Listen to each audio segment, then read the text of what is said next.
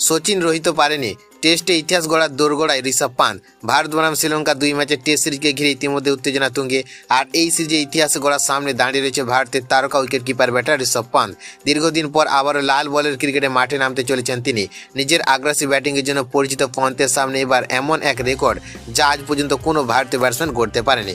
বর্তমানে টেস্ট ক্রিকেটে ঋষভ পান্থের ছক্কার সংখ্যা 97।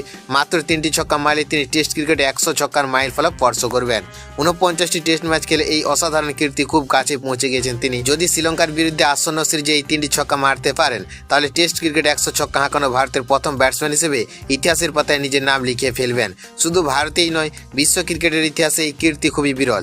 100 টেস্ট ছক্কার ক্লাবে প্রবেশ করে ঋষভ পান্থ বিশ্বের চতুর্থ ব্যাটসম্যান হওয়ার সুযোগ পেতে চলেছে।